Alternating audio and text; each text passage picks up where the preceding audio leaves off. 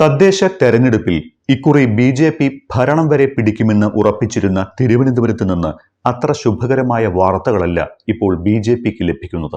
ഏറ്റവും ഒടുവിലായി കിട്ടിയ തിരിച്ചടി മേയർ സ്ഥാനാർത്ഥി വരിയായി ബി.ജെ.പി. ഉയർത്തിക്കാട്ടിയ മുൻ ഡി.ജി.പി. ആർ. ശ്രീലേഖയുടെ IPS തെരഞ്ഞെടുപ്പ് കമ്മീഷൻ വെട്ടിക്കളഞ്ഞതാണ്.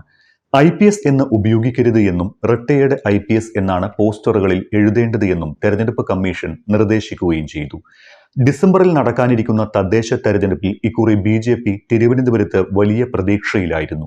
തിരുവനന്തപുരത്തെന്ന് മാത്രമല്ല, കേരളത്തിൽ പലയിടത്തും താമര തരംഗം ആഞ്ഞടിക്കുമെന്നൊക്കെ വലിയ അവകാശവാദങ്ങൾ ഉന്നയിക്കുകയും ചെയ്തു. അതിൽ തന്നെ തദ്ദേശ തെരഞ്ഞെടുപ്പിൽ ഭരണം വരെ പിടിക്കാൻ ബി.ജെ.പി. സാധ്യത കൽപ്പിച്ചിരുന്ന സ്ഥലമായിരുന്നു തിരുവനന്തപുരം കോർപ്പറേഷൻ. എന്നാൽ തെരഞ്ഞെടുപ്പ് പ്രഖ്യാപിക്കുന്നതിന് മുൻപ് തന്നെ തുടങ്ങിയ തിരിച്ചടികളുടെ ഘോഷയാത്രയാണ് ഇപ്പോഴും തുടരുന്നത്. തിരുവനന്തപുരം കോർപ്പറേഷനിൽ ബി.ജെ.പി. സ്ഥാനാർത്ഥിയായി പ്രഖ്യാപിക്കപ്പെട്ടതു മുതൽ ആർ. ശ്രീലേഖ IPS എന്നെഴുതിയായിരുന്നു ബി.ജെ.പിയും ശ്രീലേഖയും പ്രചാരണം നടത്തിയിരുന്നത്. പോസ്റ്ററുകളിലും ചുവരെഴുത്തുകളിലും വ്യാപകമായി IPS എന്ന് ഉപയോഗിക്കുകയും ചെയ്തു. ഇതിനിടയിലാണ് സർവീസിൽ നിന്ന് വിരമിച്ച ശേഷവും IPS എന്ന് പേരിനൊപ്പം ഉപയോഗിക്കുന്നത് നിയമവിരുദ്ധമാണ് എന്ന് ചൂണ്ടിക്കാട്ടി ശ്രീലേഖയ്ക്കെതിരെ പരാതി ഉയരുന്നത്.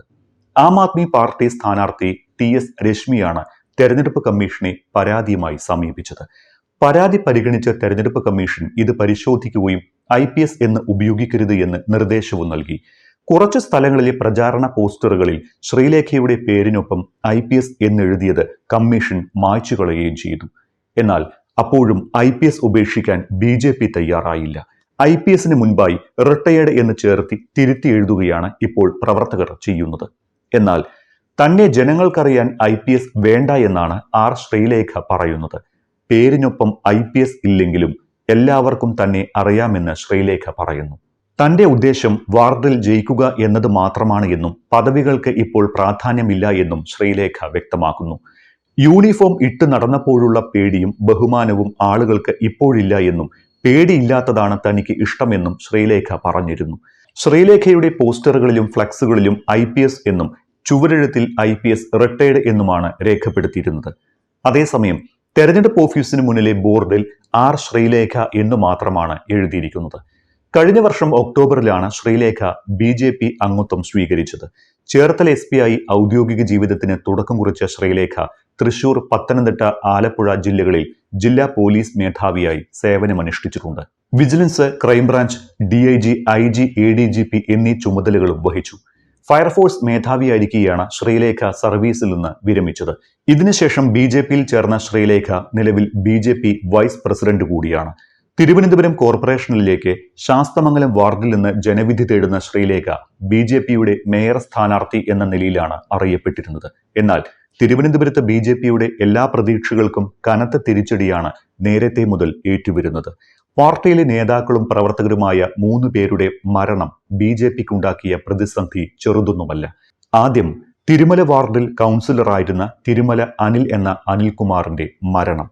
പാർട്ടിക്കാരുണ്ടാക്കിയ ബാധ്യതയാണ് ബി.ജെ.പി. ഭരിക്കുന്ന സഹകരണ സംഘം ചെയർമാനായിരുന്ന അനിലിനെ മരണത്തിലേക്ക് തള്ളിവിടാൻ പ്രേരിപ്പിച്ചത്. ശാഖയിലെ പീഡനം വെളിപ്പെടുത്തിയാണ് അനന്തു അജി ജീവിതം അവസാനിപ്പിച്ചത്. ഏറ്റവും ഒടുവിൽ ആനന്ദിന്റെ മരണം പാർട്ടിയുടെ വഞ്ചനയുടെ ഫലമായിരുന്നു. ഇതിനിടയിലാണ് ബി.ജെ.പി. സംസ്ഥാന general secretary S. Suresh vice പ്രസിഡന്റായ പെരിങ്ങമല ലേബർ കോൺട്രാക്ട് സഹകരണ സംഘത്തിൽ ക്രമക്കേട് കണ്ടെത്തിയത്. S. സുരേഷ് അടക്കമുള്ള ഭരണസമിതിയിൽ നിന്ന് 4.16 കോടി രൂപ തിരിച്ചു പിടിക്കണമെന്ന് സഹകരണ വകുപ്പിന്റെ റിപ്പോർട്ടും പുറത്തുവന്നു. ഇതും തിരുവനന്തപുരത്ത് ബി.ജെ.പിയുടെ പ്രതീക്ഷകൾക്കേറ്റ തിരിച്ചടിയാണ്. വൈസ് പ്രസിഡന്റായ സുരേഷ് തിരിച്ചടക്കേണ്ടത് 43 ലക്ഷം രൂപയാണ്. ബാങ്ക് പ്രസിഡന്റായ G. പത്മകുമാർ 46 ലക്ഷം രൂപയും തിരിച്ചടയ്ക്കണം. തിരുമല അനിൽ അധ്യക്ഷനായിരുന്ന സഹകരണ സംഘത്തിലും ബി.ജെ.പി. നേതാക്കൾ വായ്പയെടുത്ത് തിരിച്ചടയ്ക്കാതെ ബാധ്യത വന്നപ്പോഴാണ് അനിൽ ജീവിതം അവസാനിപ്പിച്ചത്. ഈ മരണങ്ങൾക്കെല്ലാം ബി.ജെ.പി. നേതൃത്വം ഉത്തരം പറയേണ്ട സ്ഥിതിയിലാണ്. ഇതിനിടയിലാണ് കൂനിമേൽ കുരുവായി ശ്രീലേഖയുടെ IPS എന്ന പദവിയും പോസ്റ്ററുകളിൽ നിന്ന് തെരഞ്ഞെടുപ്പ് കമ്മീഷൻ വെട്ടിക്കളഞ്ഞിരിക്കുന്നത്.